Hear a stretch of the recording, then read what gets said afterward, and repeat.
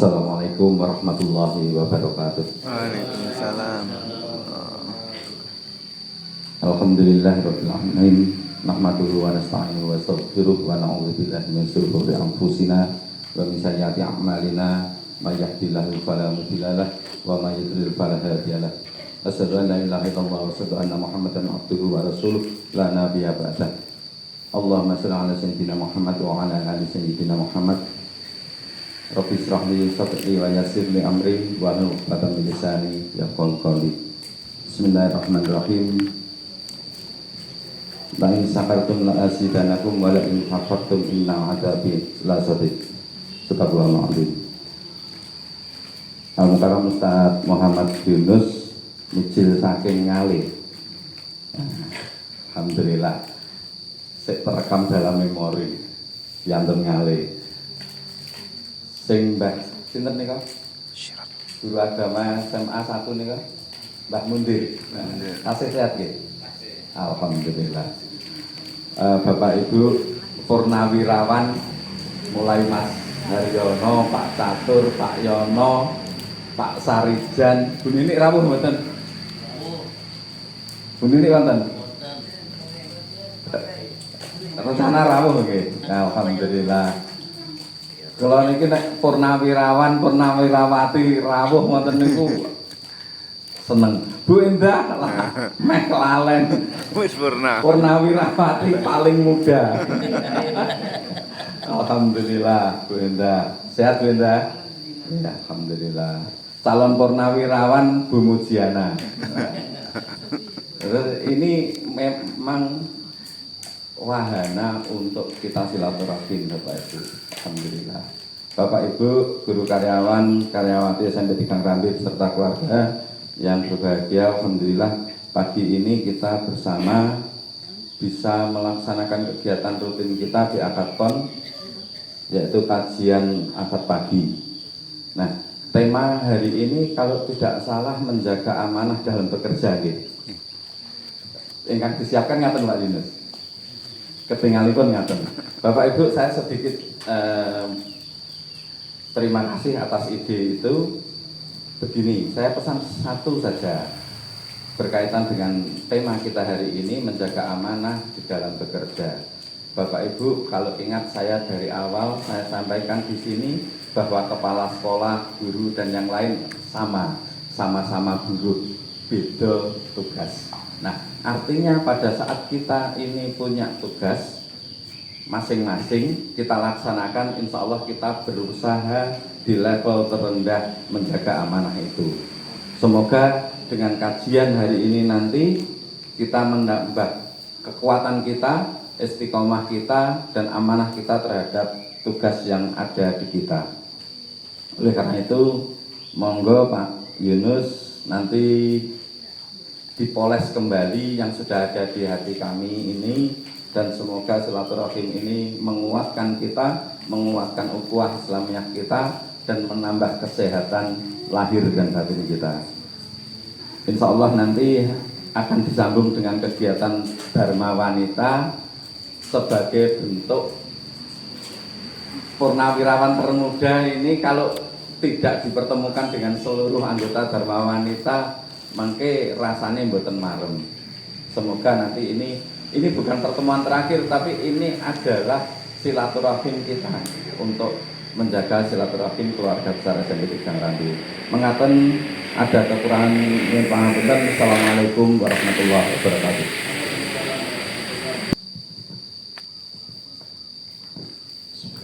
Assalamualaikum warahmatullahi wabarakatuh. Waalaikumsalam. Alhamdulillahirabbil alamin. Wal 'aqibatu lil muttaqin wa la 'udwana illa 'alal zalimin. Asyhadu an la ilaha illallahul malikul haqqul mubin wa asyhadu anna Muhammadar Rasulullah shadiqul wa'dul amin. Amma ba'du. Al-Karam Bapak Eko, Kepala SMP N3 Rambit, Bapak Ibu guru dan pegawai SMP baik yang masih berdinas maupun yang sudah purnawirawan, termasuk yang calon purnawirawan. Kalau nggih mboten dangu malih calon purnawirawan. Monggo sareng-sareng kula dherekaken muji syukur dhateng ngarsa dalem Allah Subhanahu wa taala. Awit kathah sanget nikmat ingkang sampun dipun paringaken Gusti Allah dumateng kita sedaya. Shalawat ugi salam mugi katur kunjuk dhateng ngarsa dalem panutan kita Nabi Agung Muhammad sallallahu alaihi wasallam. Nyuwun pangapunten Pak Eko.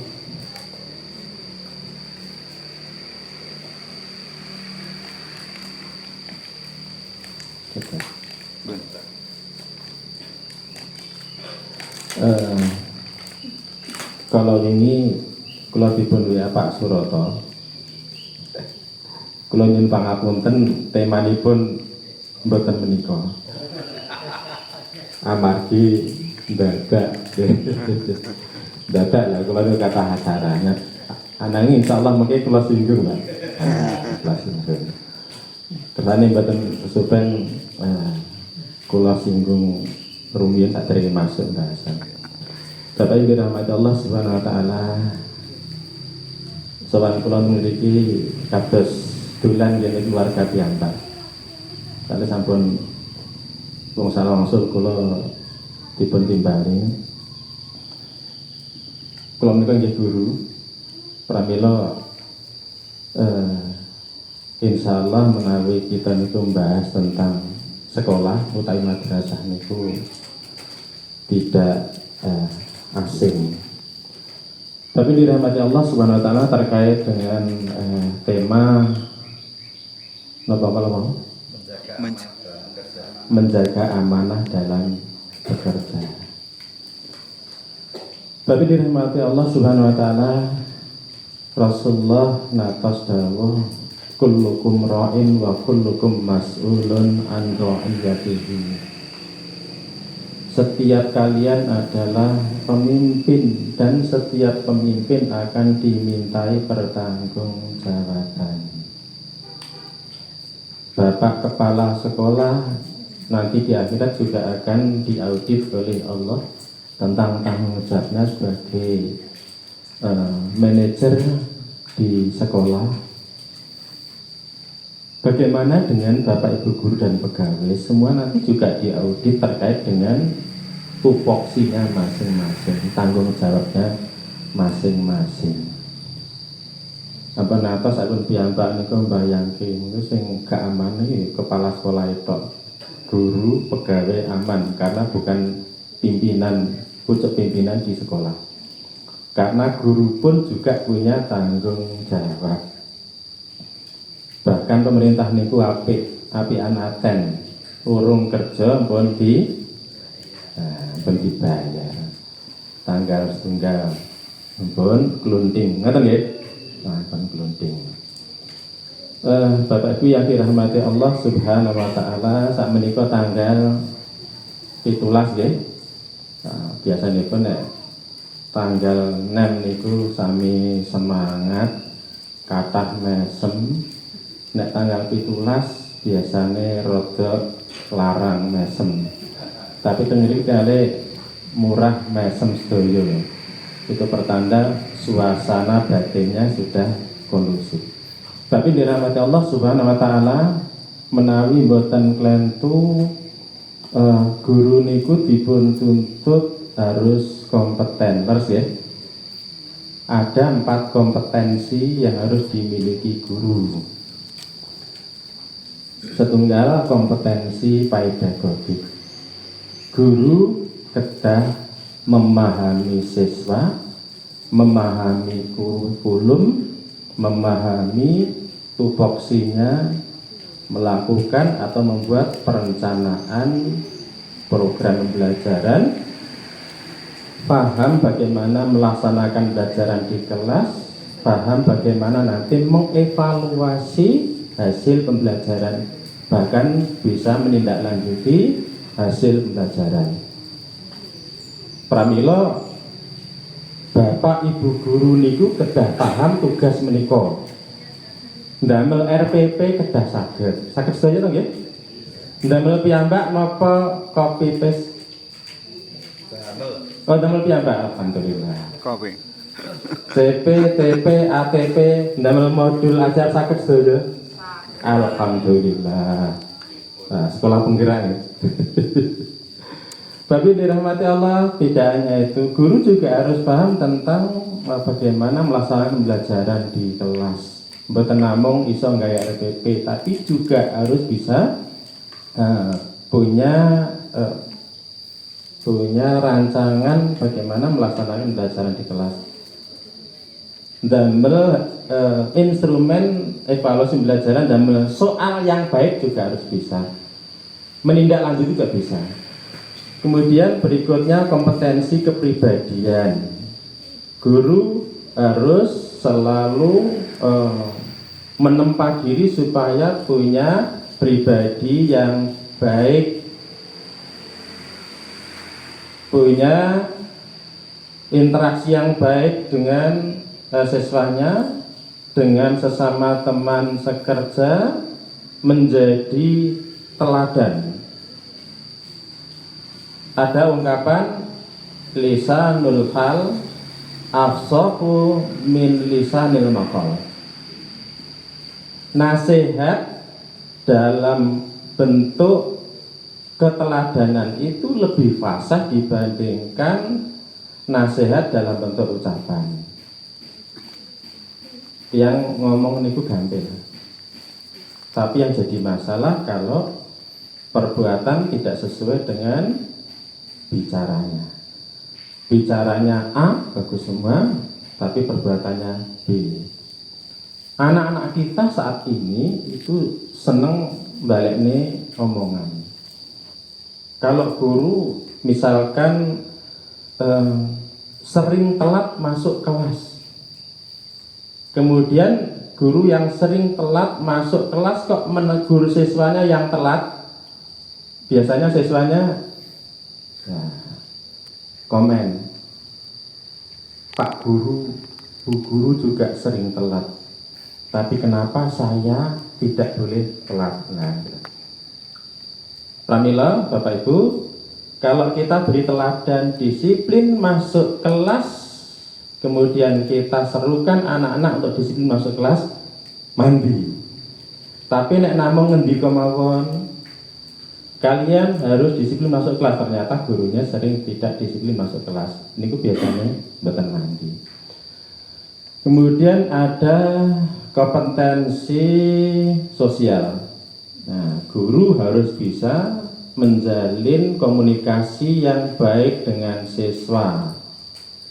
Guru mboten asal mutungan. Anak muridé sing bandel nesu terus dicing muridé ora gelem masuk kelas. Wonten mboten enten niku? Wonten, apa ngriki insyaallah mboten enten.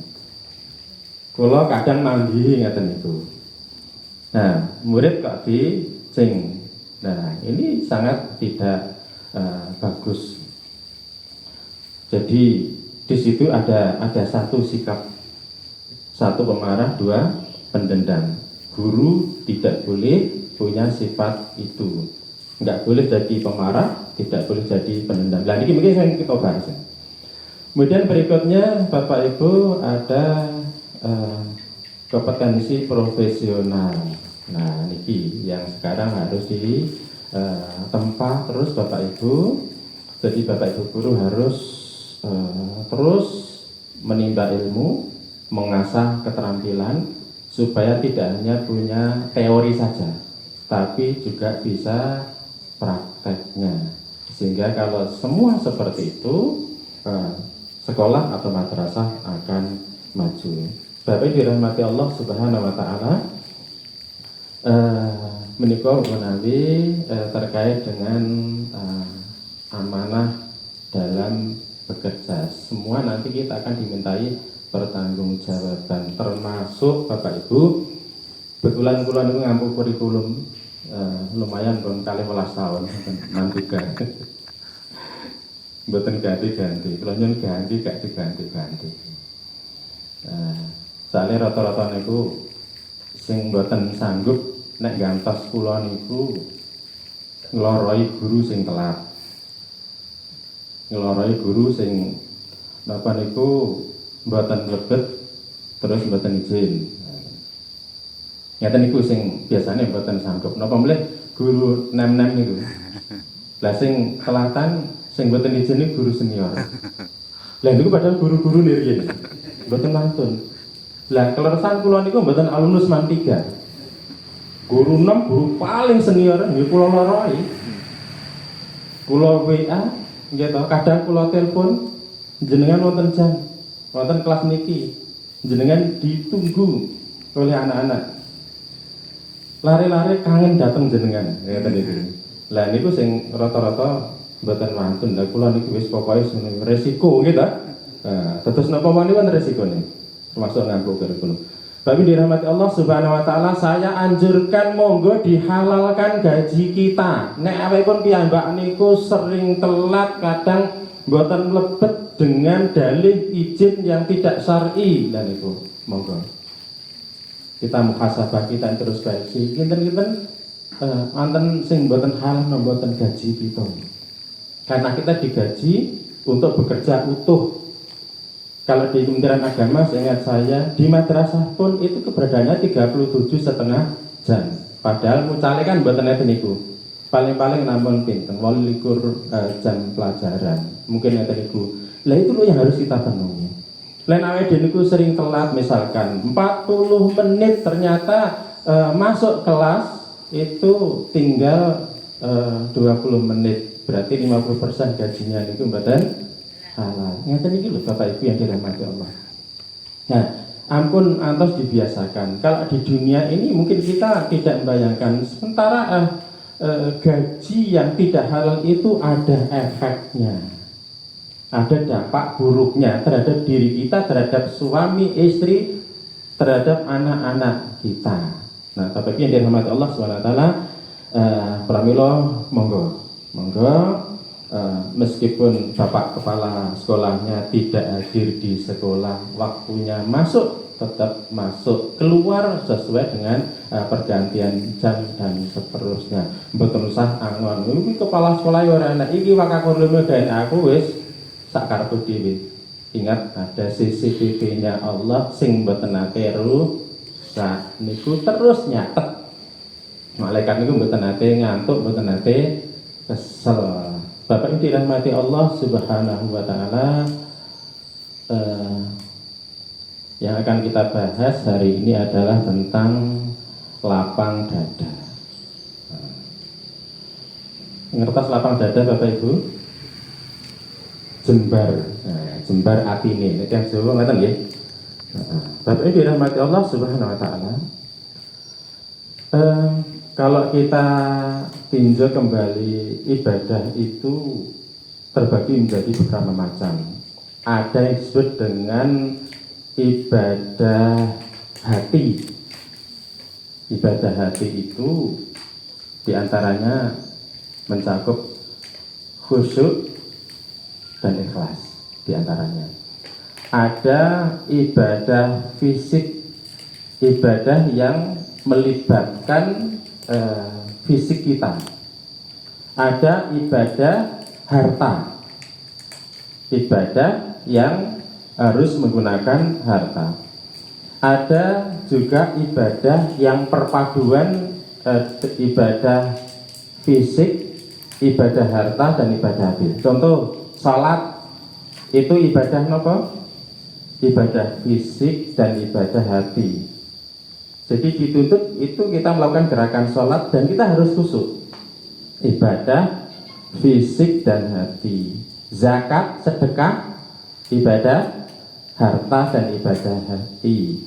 Kemudian haji, tiga-tiganya. Ibadah fisik, ibadah harta, dan ibadah hati.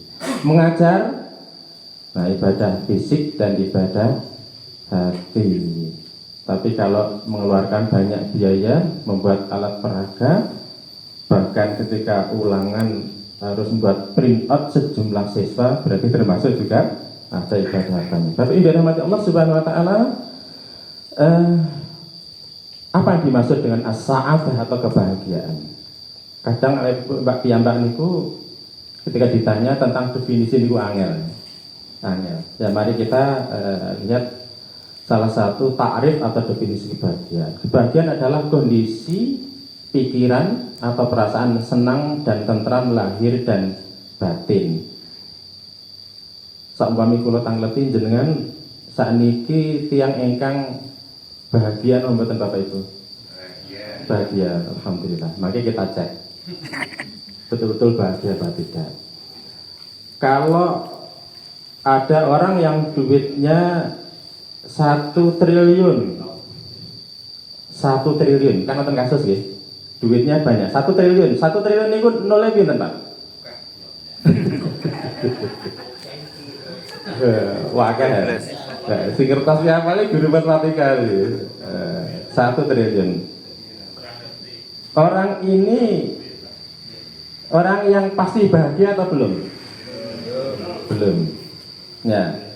Karena bahagia itu senang dan tentram lahir dan batinnya. Orang yang punya duit 1 triliun mungkin senang, tapi tentram apa tidak? Belum tentu. Nek gak duitnya dhewe ora mungkin tentrem. Iya. Nah, mesti duitnya wakeh tapi wangel turu. Masalah apa mboten? Masalah. Nah, jadi bahagia itu meliputi lahir dan batin. Mari kita cek Ibnu Abbas radhiyallahu an diantaranya menyampaikan bahwa yang bisa menjadi sumber as-sa'adah itu 1, hati yang lapang. Nah ini mungkin yang kita bahas satu saja. Hati yang lapang, terus pandai bersyukur. Nah, pinter syukur niku marai menjadi penyebab bahagia. Pasangan hidup yang soleh, punya suami yang soleh, itu sumber kebahagiaan. Punya istri yang solihah, itu sumber dari kebahagiaan. Nanti kita cek dari 8 itu mungkin jenengan centangi piyambak. Saya mendapat berapa persennya sumber kebahagiaan? Mungkin dicek ya. Anaknya soleh, solihah, lingkungan yang kondusif untuk iman kita, lingkungan rumah itu bagus, kondusif untuk senantiasa meningkatkan iman. Tempat bekerja juga demikian. Insya Allah SMP N3 Ngerambi ini adalah lingkungan yang kondusif untuk meningkatkan iman. Hartanya halal, memahami agama. Nah, ini ternyata ngaji itu sumber kebahagiaan. Soalnya yang mboten nate menghadiri majelis ilmu mboten mungkin akan mendapatkan ketenangan batin. Sebagaimana janji Rasulullah, majelis ilmu itu akan mendapatkan bonus dari Allah. Di antaranya adalah as-sakinah, ketenangan batin, rahmah, kasih sayang Allah. Yang lainnya adalah diampuni dosa-dosanya, dicatat oleh malaikat, dan Allah membanggakan orang yang gemar menghadiri majelis ilmu. Makanya orang yang nggak pernah pengajian boten mungkin badhe memiliki ketenangan batin. Kemudian juga umur yang berkah itu adalah umur yang dipenuhi dengan ketaatan kepada Allah. Rasulullah pernah ditanya, siapa orang yang paling baik? Rasulullah mengatakan, man tala umruhu wa hasuna amaluhu. Orang yang umurnya panjang dan umur yang panjang itu dipenuhi dengan amal soleh. Siapa orang yang paling buruk, yang paling malang? Man tala umruhu wa sa'amaluhu. Orang yang umurnya panjang tapi dipenuhi dengan kemaksiatan. Pramila Bapak Ibu yang dirahmati Allah, di sisa-sisa umur kita napa mulai sing pun Yusuf sekawan dosa minggah. Harus berupaya mengupayakan supaya umurnya berkah. Diisi sisa umur itu dengan ketaatan kepada Allah Subhanahu wa taala. Tapi dirahmati Allah Subhanahu wa taala, mari kita cek. Kalau tanggal datang panjenengan, jenengan itu orang yang bahagia apa tidak? Jenengan saya bahagia. Di antara sumber kebahagiaan adalah memiliki dhayiqus sadr, sa'atu sadr, lapang dada, dan bukan dhayiqus sadr yang dadanya sempit. Apa ciri-ciri orang yang dadanya sempit? Gampang nesu. Anten sing gampang nesu niki alhamdulillah mboten. Kepala sekolahnya dari Mbak Tri. Orang yang mudah marah itu berarti dhayiqus sadr, dadane sempit. Mudah mengeluh, ngersuloh. Sithik-sithik ngersuloh, sithik-sithik ngersuloh. Minggu-minggu prai diundangi pengajian, ngersuloh. Banyak lagi yang lain. Mudah stres, sithik-sithik stres, sithik-sithik stres. Tersinggungan, senengane dhewe, mboten remen kumpul kancane. Disediani meja kerja niku ndulik mbuh nyambi. Ora tau kumpul kancane. Niku dadanya sempit. Susah melihat orang lain bahagia. Nonton kancane niku mobil anyar. Wah, gak kowe nak mumet. Sesuk temu gede. Tensi ini tiba-tiba mudah. Nah. Tapi nek kancane niku kenging musibah sebenarnya.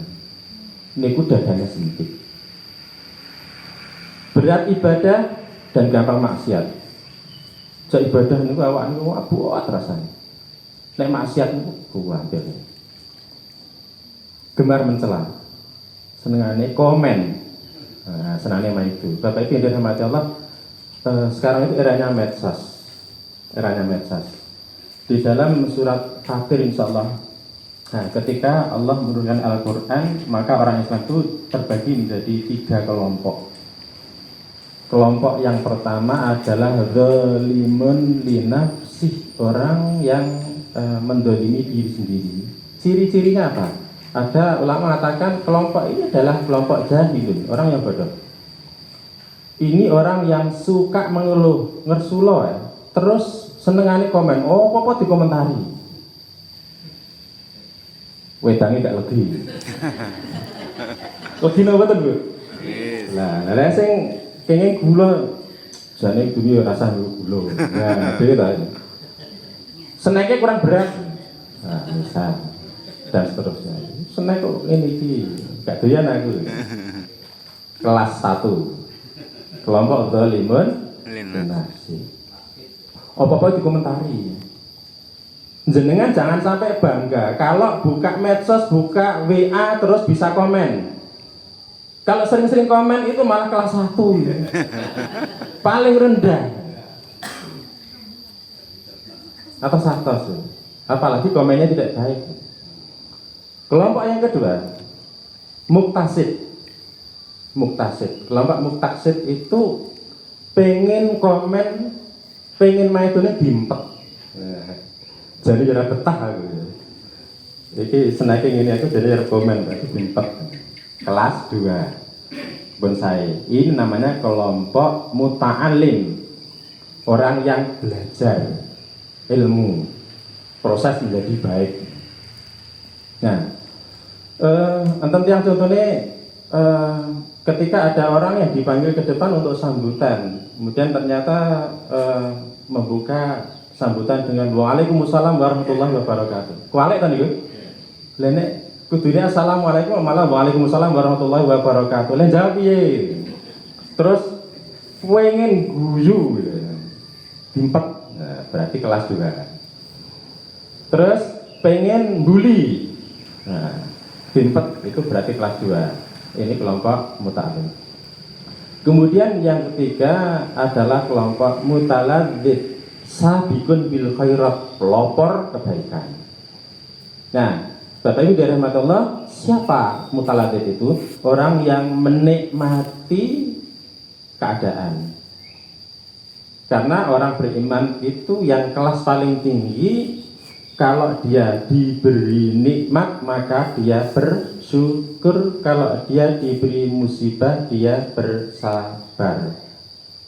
Dan yang buatan mikir, nek nonton ser-seran apa mawon itu cukup menyimak. Nah, ngerti ya? Cukup menyimak mawon. Kecuali di situ ada orang yang terus nge-share, yang di-share itu salah. Misalkan banyak orang, ya kita harus. Tapi kalau itu hanya omongan-omongan biasa, betul saya komentar. Ini berarti jenengan kelasnya paling tinggi, kelas 3. Bapak Ibu dirahmati Allah Subhanahu wa taala, monggo. Kalau selama ini kita baru kelas 1 harus selalu berusaha untuk naik kelas, naik status minimal kelompok 2 kalau bisa menjadi sabiqun bil khairat. Kelompok sabiqun bil khairat niku dalam hal kebaikan dhisik dhewe. Nah, sholat jamaah sholat pertama. Nah, perlu nyapu masjid iki. Nah, teng sekolah nggih ngoten. Masuknya jam pinten Pak Ibu? Jam 7. Jam 6 sudah datang misalnya. Jadi mboten ate telat. Nah, kalau ada misalkan instruksi ngumpulkan perangkat belajaran. Nah, pertanyaannya gini. Kapan boleh mulai mengumpulkan perangkat belajaran? Itu kelas 1. Pertanyaan kelas 1. Kelas 3. Nek TKI kapan terakhir? Nah, ini baru kelas 1. Zalimun li nafsi. Kalau membuat soal batas, nah saat ini kan digitalisasi gitu belajaran toh. Kalau saya misalkan upload soal itu tanggal 5 sampai 15, jenengan cek mungkin. Jenengan kok misalkan ngupload soal di tanggal 5, jenengan itu kelas 3. Ngupload soalnya tanggal 15, jenengan kelas 1. Sehingga ini sholat masbuk kelas 1. Raweh teng sekolah telat kelas 1. Nah, ngeten niku. Guru kok cugetan gegeran karo muridé kelas 1. Guru gak saturan karo muridé. Nah, ngeten niku nggih. Terus gemar mendebat, senengane ngengkel. Apa-apa didebat. Itu contoh-contoh dhaifus sadr. Orang yang dadanya sempit. Sebab-sebab dada yang sempit. Bapak Ibu yang dirahmati Allah, yang pertama meratapi apa yang telah terjadi. Nate nomboten jenengan niku nggetuni, nyapu aku kok ngene, sakmono dhisik ngono aku ora bakal ngene. Nah, contoh. Suatu ketika kita jatuh. Nah, kemudian berangan-angan, aku nek gak liwat kono jane ya, ora liwat dalan kuwi sing ngancur. Aku ora arep tiba, padahal mesti. Seandainya aku tidak ketemu dirimu, wah, ini bahaya ya. Istri terhadap suami atau suami terhadap istrinya. Seandainya aku tidak ketemu dirimu, aku mungkin tidak menjadi istrimu dan hidup menderita seperti ini, menggetuni. Padahal dhisik ya. Nah, oke. Bareng ngono getuni. Berikutnya, seandainya aku menjadi istri si dia, pasti aku hidup jauh lebih kaya dan bahagia dibandingkan saat ini. Kebetulan hartanya tidak berlimpah. Seandainya aku tidak melamar pekerjaan jadi guru, pasti aku tidak sering stres ketemu murid-murid yang bandel itu. Nanten sing getun dados guru, nanten sing getun dados pegawai di sekolah. Nah, mungkin ada. Nah, itu sebab yang menjadikan orang itu dadanya sempit. Berarti dalam hati Allah apa terapinya, cara mengobatinya? Berlatih ikhlas menerima takdir. Tapi dalam hati Allah, di dalam sebuah hadis Rasulullah menyampaikan al-mu'minul qawiyyu, mukmin yang kuat itu khairun, lebih baik wa habilallah minal mu'minin dhaif, dan lebih dicintai Allah daripada mukmin yang lemah. Wa fi kullin khairun, dan di setiap keadaan itu dalam keadaan baik. Ikhris ala ma yanfa'uka. Dalam melakukan kebaikan kita itu harus semangat. Nah ini loh, guru profesional, pegawai profesional harus semangat. Jangan sampai semangatnya, khirsunnya di tanggal muda saja. Nah, di tanggal pertengahan seperti ini mulai kendor, uring-uringan, kayak iso mesem. Nah, apalagi di tanggal tua, tanggal tuwek, gak duwe duit, ada kunjungan bisa. Nah, ini kudu nesu ya. Padahal Rasulullah mengatakan ikhris ala ma yang fauka. Dalam hal kebaikan selalu semangatlah. Bapak Ibu, ini Pak Eko kalau gak ada kesan yang bagus nonton guru niku sejak saya kenal mulai tahun 2005 sampai pensiun niku luar biasa semangat. Kulo niku remen. Nah, guru niku berarti melaksanakan hadis ini. Semangat dalam kebaikan, selalu istiqomah. Lah ngeten iki lho. Nah, memang saya tua ini saya tenagane kalong gitu, tenagane kalong. Tapi harus tetap semangat. Apa atas wis tua, akhirnya ya menjadi pembenaran untuk telat, gak gelem ngumpul ke perangkat belajaran dan seterusnya. Nah, contohnya ini nyata. Saya berikan instruksi, misalkan kumpulkan perangkat belajaran karena akan diadakan supervisi perangkat belajaran. Nah, dikumpulkan, seharusnya gitu toh. Kemudian mendapatkan pengesahan dari kepala sekolah atau kepala madrasah supaya nanti bisa dicek. Ning wonten sing ngeten niku sing mboten semangat. Kula mboten gadah kertas sakniki awis. Printer kula niku rusak. Kula setor file mawon nggih. Ya, jadi supervisi kok setor file niku merepotkan to niku. Ini contoh yang tidak semangat. Wasta'in billah, minta tolonglah kepada Allah. Wala ta'jaz, dan jangan loyo. Wa in asabaka syai'un fala taqul lau. Jika kamu mendapat musibah itu fala taqul lau. Jangan berkata saumpomo, seandainya. Menyesali apa yang telah terjadi. Ani fa'altu kana kata wakada, seandainya aku melakukan demikian maka aku tidak akan begini dan begitu. Walakin akan tapi kul, katakanlah qadarullah wa masya'a. Ini semua sudah ditakdirkan Allah dan Allah akan melaksanakan apa yang Ia kehendaki. Fa inna lau, maka sungguhnya kata lau, seandainya, saumpama taftahu amala syaiton, membuka pintu-pintu perbuatan setan. Nah niki pramila mboten angsal menyesali takdir. Tapi dirahmati Allah Subhanahu wa taala, ada 5 perkara yang menjadi rahasia Allah. Pramila awake dhewe niku mboten angsal menyesali takdir. Apa? Yang pertama adalah ilmu sa'ah. Ilmu tentang kapan datangnya hari kiamat. Yang tahu hanya Allah. Wa yunazzilul ghaitha, tentang perkara turunnya hujan. Mendung tebal apa sudah pasti hujan? Belum tentu, itu rahasia Allah. Kadang-kadang niku mendunge kuwandel gluduk ternyata ngalih mboten sida. Kadang-kadang niku mendunge padang hujan deres. Kok saged ngoten?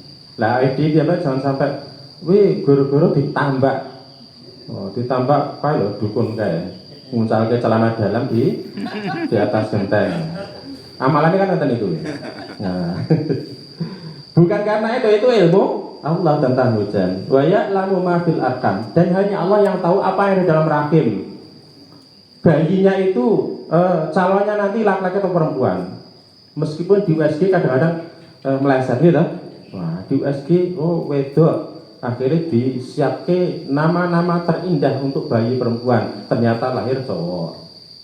Kadang sebaliknya. Jadi itu rahasia Allah. Wa ma tadri nafsun madza taksibu godan. Rahasia Allah yang berikutnya adalah apa yang akan kita lakukan besok. Siapa yang tahu di antara kita besok saya akan melakukan apa? Yang tahu Allah. Bisa jadi kita itu merencanakan sesuatu tapi ternyata Allah nggak ridho. Akhirnya nggak terjadi. Wa ma tadri nafsun bi ayyi ardin tamut. Dan tidak ada orang yang tahu di bumi mana dia akan mati. Tapi dirahmati Allah Subhanahu wa taala, ada orang yang tidak pengen meninggal kecelakaan di jalan, akhirnya rawani lunga yang dindi. Ternyata nyang omah niku kepleset teng jeding ya mati. Nah, kita nggak tahu. Pengen ini aman, bahkan loro siki dokter spesialis dan seterusnya. Ternyata Allah yang tahu. Innallaha alimun khabir. Sesungguhnya Allah Maha mengetahui, lagi Maha mengetahui segalanya. Bapak ini dirahmati Allah Subhanahu wa taala. Ya, ini penting.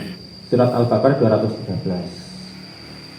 Kadang kita itu membayangkannya, aku kok ini ekonomiku kok pas-pasan, kok gak koyok kae yang punya harta lebih dari 50 miliar.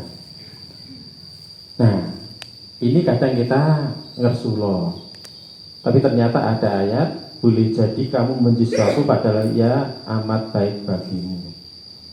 Ternyata rahasianya, seandainya kita itu jadi miliarder, mungkin wis gak gelem sholat, gak gelem pengajian. Nah, makanya ini yang terbaik untuk kita. Dengan rezeki yang diberikan Allah sekarang, kita bisa menjalankan ketaatan kepada Allah. Ada orang yang kaya raya, ya saleh. Kalau dia itu misalkan berubah menjadi miskin, dia malah mungkin menjadi murtad. Jadi Bapak Ibu dirahmati Allah, mulai sekarang kita harus belajar untuk ikhlas menerima takdir, karena inilah yang terbaik untuk kita. Makanya kalau kita berdoa kepada Allah niku ampun maksa Gusti Allah. Ya Allah, saya sudah lama sekali menjadi guru. Saya ingin menggantikan Pak Eko nanti di SMP 3 misalnya. Nah, doanya tidak perlu terlalu menggebu-gebu, tapi berdoalah mohon yang terbaik untuk kita. Ya, insya Allah kita nanti tetap dalam keadaan baik-baik saja. Yang kedua, yang menjadikan dada kita sempit dan mencemaskan masa depan. Nah, ada orang yang was-was, khawatir, memikirkan nasibnya di masa depan terkait dengan ekonomi, terkait dengan keadaan anaknya. Kok anakku iso nyambut gawe apa ora? Nek aku saiki misalkan jadi pegawai negeri, anakku engko kira-kira jadi pegawai negeri apa ora? Akhirnya stres sampai saat ini. Atau khawatir nanti jangan-jangan suaminya tiba-tiba meninggal, dan siapa nanti yang jadi pelindung saya, dan siapa yang nanti yang mencukupi nafkah saya. Ini adalah kekhawatiran yang bisa menjadikan dada sempit. Apa terapi pengobatannya? Husnudzon. Husnudzon ini apa Bapak Ibu? Berbaik sangka kepada Allah dan tawakal. Nah, ini yang penting. Ternyata antara yang dijanjikan Allah dengan yang dilakukan oleh setan itu kebalikannya. Setan itu menakut-nakuti kita, menakut-nakuti dengan kefakiran. Kowe engko nek gak golek duit sak akeh-akeh engko miskin. Nek miskin engko sengsara. Lah ngeten niku pokoke kudu akeh. Lah niku setan. Meskipun menghalalkan berbagai cara. Sedangkan Allah itu sebaliknya. Allah itu menjanjikan fadla, karunia. Rizki itu dijamin oleh Allah.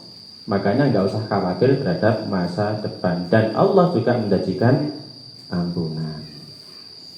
Bapak Ibu yang dirahmati Allah, surat Hud ayat 6 ini intinya bahwa kalau ada makhluk yang dilahirkan ke muka bumi pasti sudah disertai rizkinya. Kita semuanya punya ijazah, punya kompetensi untuk menjadi guru dan pegawai. Betul usah cemas. Cecak. Niku sekolah mau mboten? Mboten. Punya ijazah apa tidak? Mboten. Tapi ternyata rezekinya selalu dicukupi oleh Allah. Kadang-kadang ini datang masjid kalau nyawang. Nah, wayah cecak niku mung meneng ae. Tiba-tiba niku wonten laron moro. Ngeten iki lho, rezeki dijamin oleh Allah. Pramila cecak mawon rezekinya dicukupi. Kita ini jadikan bahan berpikir untuk kita. Mboten usah khawatir, wong cecak ora stres. Yang nggak punya ijazah, nggak tahu sekolah, apalagi kita yakin bahwa Allah akan berikan rezeki kepada kita. Yang ketiga, tidak mensyukuri nikmat saat ini. Bapak yang dirahmati Allah, nikmat Allah sangat banyak. Sampai-sampai Allah mengatakan la tuhsuha, kalian tidak akan bisa menghitungnya. Ahsa yuksi esok itu menghitung dengan detail. Menghitung tidak cukup dengan jumlah jari-jari tangan kita dan jari kaki kita. Tidak cukup. Kalau kata ihsa itu dalam dunia pendidikan itu artinya adalah menghitung sesuatu dengan alat. Dengan alat, saking banyaknya bilangannya tadi. Nah, demikian juga nikmat Allah itu sangat banyak. Kita cek, kadang kita itu merasa Gusti Allah kayak nikmat aku saiki. Ternyata nikmat Allah itu banyak. Sehat, punya harta, murah air, selalu bisa makan, selalu bisa bernapas gratis, punya anak, punya pasangan hidup, tempat tinggal kita aman, tidak perang, tentram, kita diberi umur yang panjang, kita diberi kesempatan oleh Allah. Itu semua nikmat yang sangat berharga. Nikmat ukhrawi, kita dijadikan orang yang beriman. Agama kita Islam. Kita dikirimi uswah hasanah yaitu Nabi Muhammad.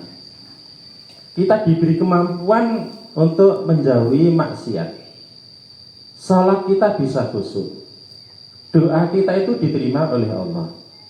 Kita diberi pertolongan oleh Allah untuk ringan beramal atau ibadah. Enteng mencari ilmu, bukan males. Kita difahamkan oleh Allah dalam urusan agama. Itu nikmat yang sangat berharga yang merupakan kelompok nikmat ukhrawiyah. Alhamdulillah Bapak Ibu yang dirahmati Allah Subhanahu wa taala. Makanya kita harus sering-sering bersyukur. Jenengan itu diberi nikmat yang lebih banyak dibandingkan Bapak Ibu yang saat ini tidak mau hadir di majelis ini. Makanya jenengan harus lebih bersyukur.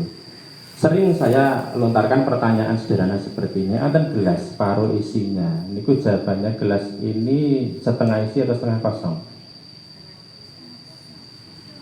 Setengah isi atau setengah kosong, Bu?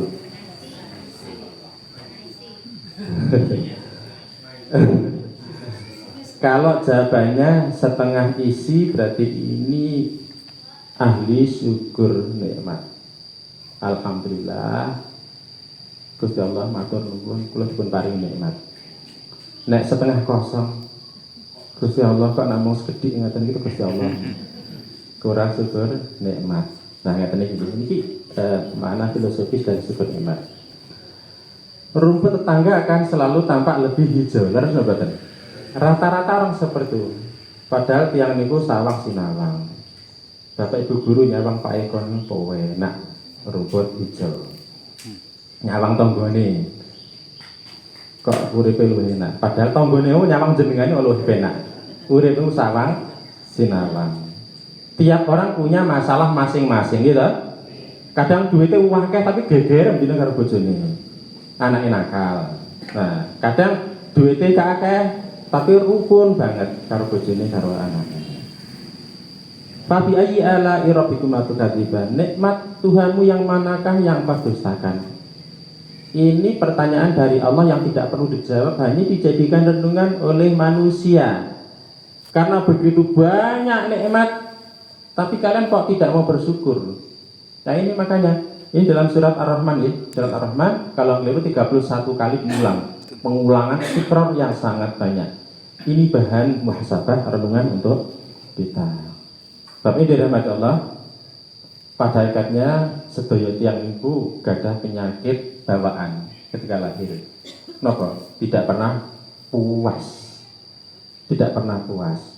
Maka digambarkan dalam hadis Nabi, seandainya seorang manusia, anak Adam, diberi satu lembah emas, ia masih berambisi mendapatkan lembah emas yang kedua. Diberi 2 lembah emas, masih berharap diberi 3 lembah emas. Kapan finishnya? Kapan berhenti ambisinya? Kalau dia sudah mati. Ini penyakit, penyakit bawaan. Makanya penyakit harus diobati. Apa terapinya? Kurang mensyukuri nikmat, tafakuh fiddin, ngaji, mempelajari agama secara benar dan mendalam. Pramila penting Bapak Ibu ngaji ngeten iki, supaya kita itu menjadi hamba yang pandai mensyukuri nikmat. Terus nyawang pengandat, melihat orang-orang yang nasibnya di bawah kita. Ampun atas, misalkan seperti ini. Kalau kita itu sebuah keluarga yang suka tafakuh fiddin, belajar agama, maka kita harus bersyukur. Harus bersyukur dibandingkan kalau kita melihat orang-orang yang mboten nate ngaji. Orang yang dimudahkan Allah punya kendaraan yang bagus. Niki mari kenapa Pak Sajdan? Alfa nggih. Pun jenengan ceker bini pinten niki? Nah, pun. 1,5 N. Nah, 1,5 N ini yang keluaran tahun 2024. 1,5 M. Mobil jenengan ini ngeten iki? Nggih, alhamdulillah. Rencana. Sing gadah ngeten iki supados syukur nikmat niku ningali ngeten iki lho. Ningali ngeten iki numpak Alphard ndelok Mbah Uwek golek nafkah nganggo sepeda tuwek. Nah, ngeten iki insyaallah syukur nikmat. Alhamdulillah kula diparingi murah rezeki iso duwe mobil Alphard timbang Mbah Tuwek kuwi. Sing griyane saya kados griya jenengan Bapak Ibu niki. Nggih. Napa langkung saking niki? Sampeyan gede iki. Oh. Kedahe nyawang sing griyane ngeten iki. Nggih, nyawang sing griyane ngeten iki. Mboten usah nyawang griyane presiden sakniki. Nyong dinti omahe, mboten usah. Mari kurang syukur nikmat. Nek nyawange malah ngeten iki. Wis gendengi niku tambah-tambahan. Tambahi napa niku? Tambahi seng, tambahi layar ora karu-karuan. Lah nek duwite kathah ngeten iki, nggih, jeneng duwite nggih bisa sampai untuk mandi ngeten iki.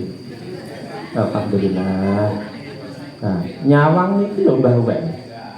Mbah Uwek pemulung sampah. Pakai becak membawa cucunya yang cacat. Lah, ngeten iki insyaallah syukur nikmat. Nek gadah anak kurun ngaji, bersyukur. Lah timbane duwe anak ngeten iki dasar. Dolanan remi, main game, mendem. Nah, bersyukur. Tapi dirahmati Allah Subhanahu wa taala. Nah, berikutnya ini. Meletakkan kebahagiaan di mulut orang. Ini menjadi penyebab dada ini sempit. Nek tiang terlalu baper, jenengan nonton sing baper, mboten nggih. Meletakkan kebahagiaan di mulut orang. Dirungokne omongane wong. Wah, sampai akhirnya geger karo bojone. Nah, Bapak Ibu dirahmati Allah Subhanahu wa taala. Gambar yang akan saya jelaskan ini berbagai versi cerita macam-macam. Ada yang mengatakan ini cerita tentang Luqman Hakim, orang yang bijaksana yang dijelaskan dalam Al-Quran. Tapi kebetulan saya belum percaya. Berbagai cerita soalnya macam-macam. Namanya siapa? Kebetulan saya dulu saat kuliah S1, dosen saya itu orang Mesir. Kemudian beliau mengajarkan pelajaran yang pakai buku Qiraah Rasyidah. Jadi teks yang bergambar. Ini cerita orang Mesir. Ternyata ceritanya ini bapaknya yang tua itu namanya Juha. Jadi cerita mengenai Juha, anaknya dan keledai. Keledai itu kuda kecil. Ya, suatu ketika Bapak Ibu, Juha dan anaknya pengen ke pasar. Nah, kemudian keluar dari rumah yang naik keledai itu Juha bapaknya. Anaknya nuntun, ya, pegang tali kendali. Akhirnya melewati seorang di ujung jalan. Itu ternyata dikomen orang, ditegur orang. Wong tuwek ranjowo gak duwe mesake. Anaknya malah kon nuntun. Nah, terus akhirnya Juha bilang pada bapaknya, "Nak, ternyata dipaido wong. Awakmu saiki sing munggah." Anaknya ganti naik. Bapaknya yang sepuh itu nuntun. Terus melanjutkan perjalanan. Ternyata di perjalanan berikutnya dipaidone. Anak ora berbakti diumbar. Nah, wong tua wis sepuh malah kon nuntun. Nak, ternyata dipaido wong, salahne nak. Nah, ono ya ditumpaki bareng. Nah, akhirnya ditumpaki. Keledai itu dinaiki ke arah pasar. Ternyata sampai melewati ibu-ibu yang sedang mencari air di sekitar sumur, itu dikomentari,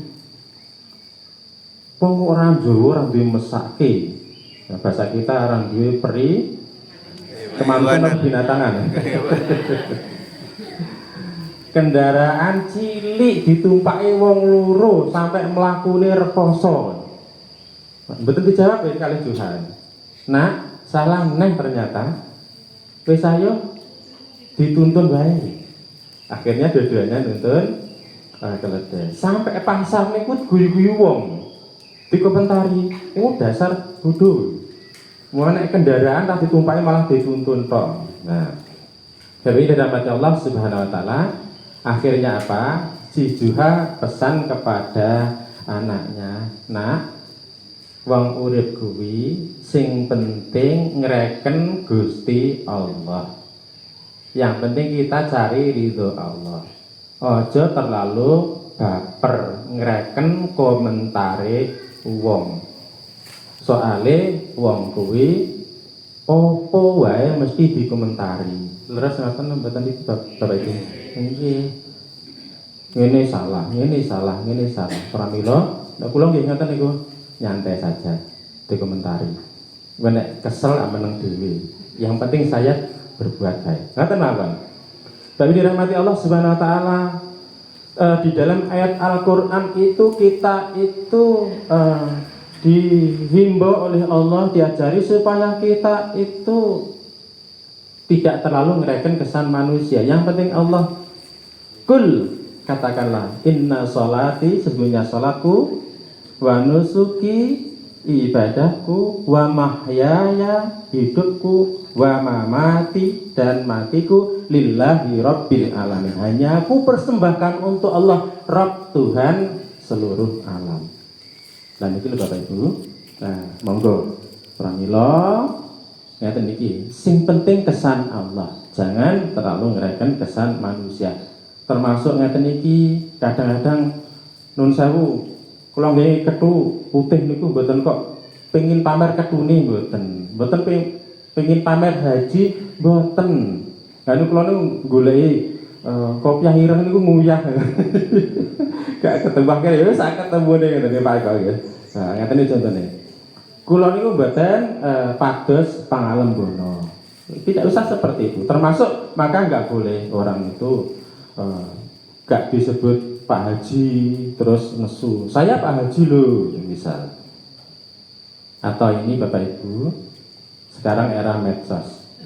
Mboten usah napa-napa selfie terus diposting. Nggih, update status. Napa boleh ibadah-ibadah yang berat. Contoh haji ya, suwe masa tunggunya. Sekarang berapa tahun? 35 tahun. 35 tahun.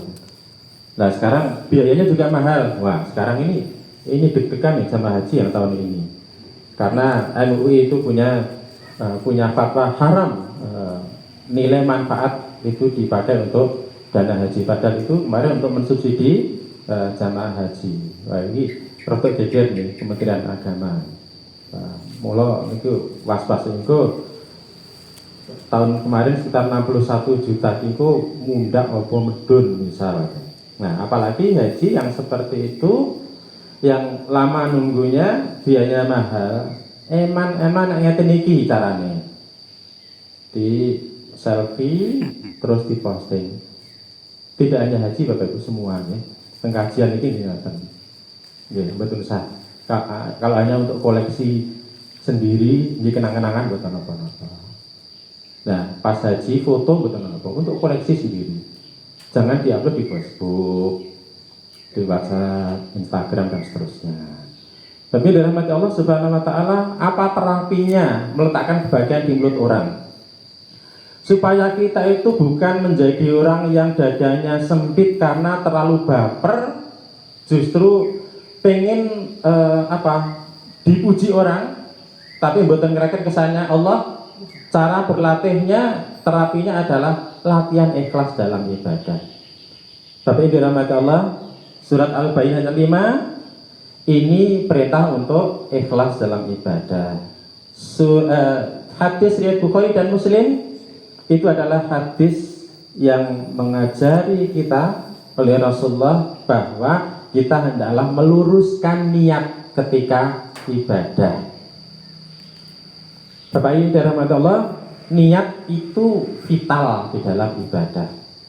Ada ungkapan Ibnu Mubarak, rubba amalin sohirin, bisa jadi ibadah itu sebenarnya kecil, sederhana, murah, gampang dilakukan. Tukabirhun niyah, akan tapi bisa menjadi besar, nilainya sangat besar kalau niatnya benar. Wa rubba amalin kabir, dan bisa jadi sebuah amal ibadah itu berat dilakukan, biayanya mahal, tusawwiruhun niyah, akan tapi nilainya menjadi kecil karena niatnya yang salah. Lah ungkapan Ibnu Barak ini monggo diingat-ingat, dicamkan, luruskan niat, termasuk ketika mengajar, ketika bekerja di sekolah. Karena tidak semua ketika kita itu bekerja itu bernilai ibadah, belum tentu. Pekerjaan kita bernilai ibadah. Itu diantaranya kalau kita ikhlas. Yang kedua, kalau pekerjaan kita itu halal. Kemudian ketika kita bekerja itu niati untuk memenuhi nafkah diri sendiri dan nafkah keluarga. Tapi dirahmati Allah Subhanahu wa taala, niki kula ulang sekali lagi Bapak Ibu, ada sebuah hadis, kalau ada sedekah untuk menyantuni fakir miskin, sedekah di tempat ibadah, sedekah untuk keluarga, maksudnya istri, maka yang paling besar pahalanya adalah sedekah untuk istri. Jadi kalau ini kota amal itu tengah masjid dibandingkan dengan nafkah yang diberikan suami kepada istrinya, yang paling besar pahalanya adalah yang diberikan kepada istri. Soalnya onten suami sing mboten paham dikira nafkahi istri itu ora oleh ganjaran, padahal itu ganjarannya paling gede. Ibu, mungkin dimutke garwane nggih. Eling-eling Pak Yunus nika.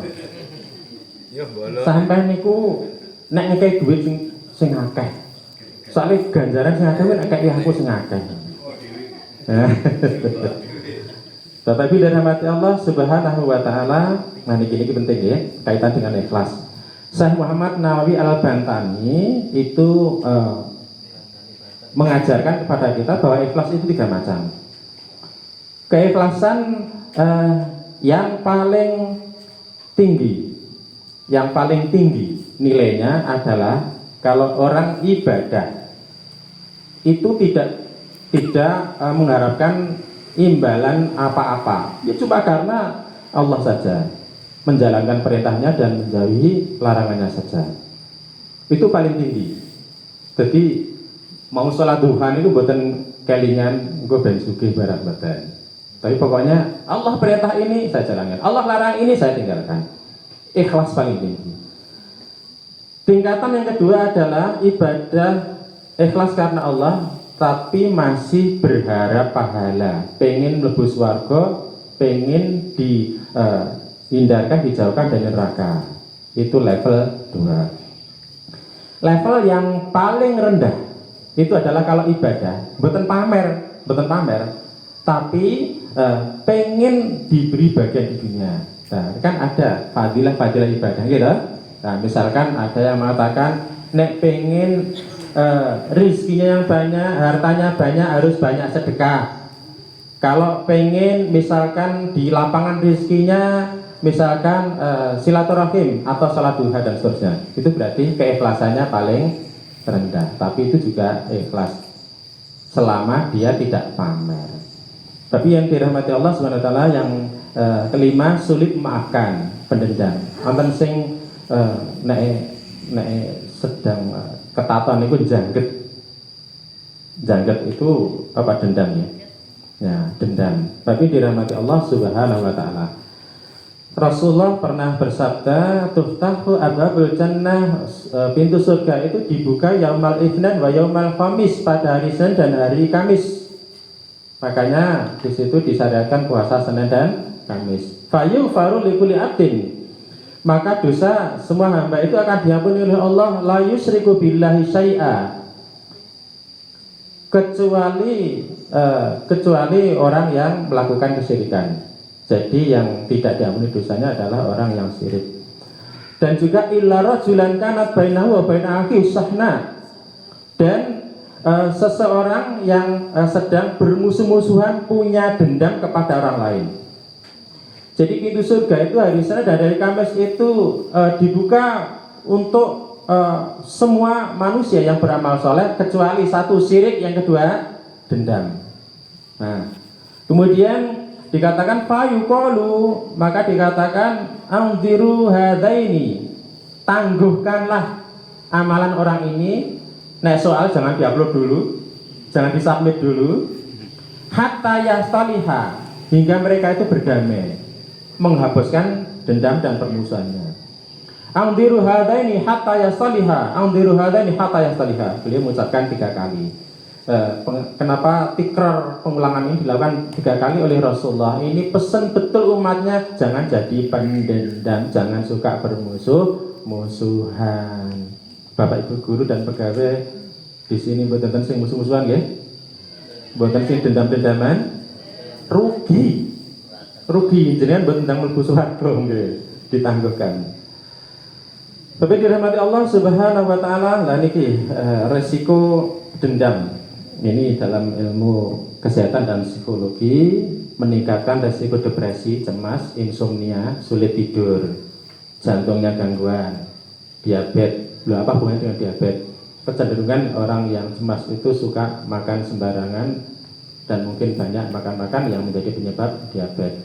Sakit perut, migrain, penuaan dini. Mari cepet tuwek. Bon nyawang sing regemane putih to nggih. Penuaan dini. Bapak yang dirahmati Allah Subhanahu wa taala. Lah niki lho. Ternyata ada efeknya. Terapi sulit memaafkan apa? Selalu berlatih untuk mudah memaafkan. Surat Ali Imran ayat 13 sampai 134. Mangke dicek. Niku Bapak Ibu, nggih. Yang terakhir sekedar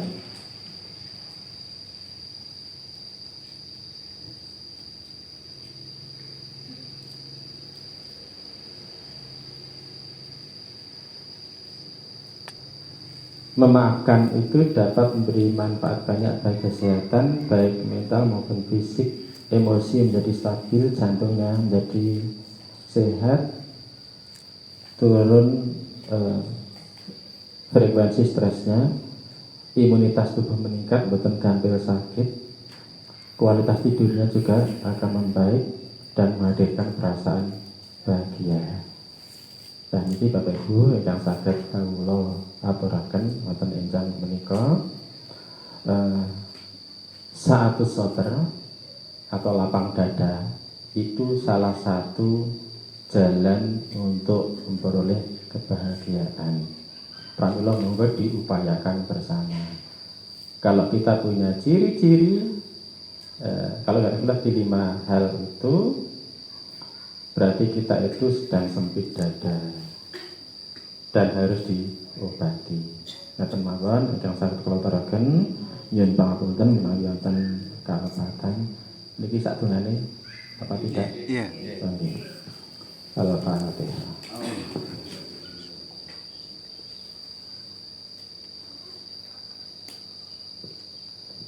A'udzubillahi minasyaitonir rajim. Bismillahirrahmanirrahim. Allahumma shalli ala sayyidina Muhammad wa ala alihi washabihi ajmain. Alhamdulillahirabbil alamin. Hamdan yu'ati ni'amahu wa yukafi mazidah.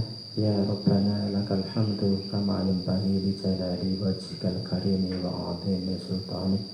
Rabbana zalamna anfusana wa illam taghfir lana wa tarhamna lanakunanna minal khasirin. Rabbana hab lana min azwajina wa dhurriyyatina qurrata a'yun waj'alna lil muttaqina imama. Allahumma arinal haqqo haqqan warzuqna ittiba'ah wa arinal batila batila warzuqna ijtinabah. Allahumma inna ala dzikrika wa syukrika wa husni ibadatik. Allahumma inna nas'aluka 'ilman nafi'a wa rizqan thayyiban wa 'amalan mutaqabbala. Allahumma inna nas'aluka 'ilman nafi'a wa rizqan wasi'an wa shifaan min kulli da'in. Allahumma aslih lana dinana wa yasrata umurina wa aslih lana dunyana allati fiha ma'ashuna wa aslih lana akhiratana allati la yamatuna waj'alil hayata ziyadatan lana fi kulli khair waj'alil mauta rahatan lana min kulli syarr. Rabbana la tu'akhidna in nasina aw akhtana. Rabbana wa la tahmil 'alaina isran kama hamaltahu 'alal ladzina min qablina. Rabbana wa la tuhammilna ma la taqata lana bih wa'fu 'anna waghfir lana warhamna anta maulana fansurna 'alal qawmil kafirin. Rabbana taqabbal minna innaka antas samiul 'alim wa tub 'alaina innaka antat tawwabur rahim. Rabbana atina fid dunya hasanah wa fil akhirati hasanah wa qina adzabannar. Wa sallallahu ala sayyidina Muhammad wa ala alihi washabihi ajmain. Subhana rabbika rabbil izzati amma yasifun wa salamun alal mursalin walhamdulillahi rabbil alamin. Subhanakallahumma wa bihamdika asyhadu an la ilaha illa anta astaghfiruka wa atubu ilaik. Assalamualaikum warahmatullahi wabarakatuh.